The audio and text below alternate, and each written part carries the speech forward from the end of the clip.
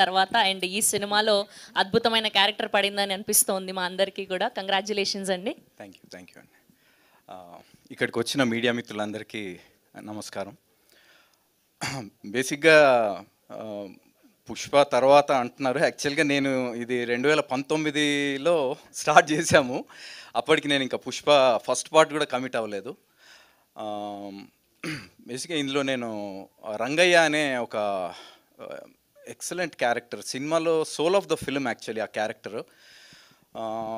ఒక లైన్లో చెప్పాలి అని అంటే ఈ సినిమా అర్జున్ చక్రవర్తి క్యారెక్టర్కి ఒక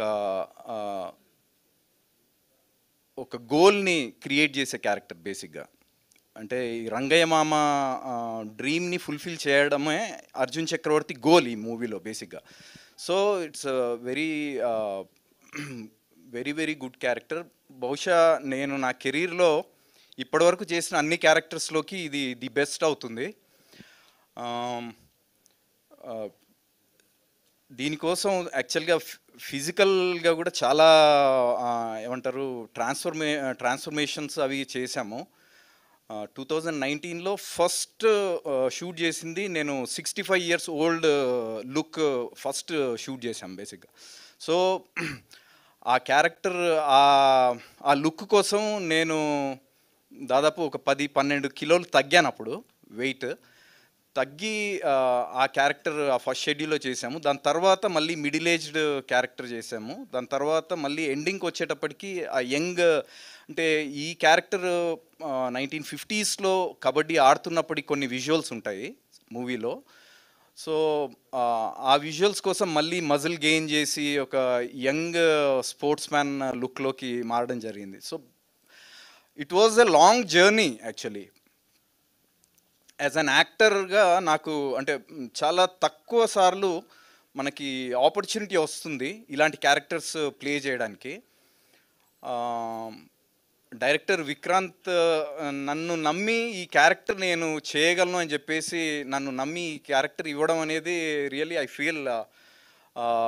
ఫీల్ బ్లెస్డ్ యాక్చువల్లీ. ఇది అంటే ఒక యాక్టర్కి ఒక అదృష్టం ఏంటంటే తనని నమ్మే డైరెక్టర్ దొరకడం అదృష్టం అంటారు. ఇలాంటి ఒక మెయిన్ లీడ్ క్యారెక్టర్కి నన్ను చూస్ చేసుకోవడం అనేది నాకు ఈ సినిమా ద్వారా జరిగిన అదృష్టం అని చెప్పుకోవచ్చు. And I'm eagerly waiting for this film. చాలా సంవత్సరాలుగా వీఆర్ వెయిటింగ్ యాక్చువల్లీ అందరం.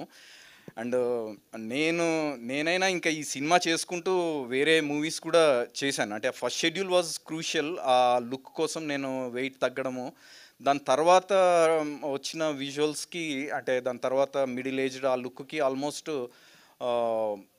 చాలా, అంటే అది చేసుకుంటూ కూడా నేను వేరే మూవీస్ బయట సినిమాలు చాలా ఇంక్లూడింగ్ పుష్ప కానీ ఇవన్నీ కూడా చేస్తూ వచ్చాను. బట్ విజయ్ చేసిన హార్డ్ వర్క్ ఈ సినిమాకి ఐ థింక్ అంటే నా కెరీర్లో నేను ఇంతవరకు ఎవరిని చూడలేదండి అంత పిచ్చిగా ఒక క్యారెక్టర్ కోసం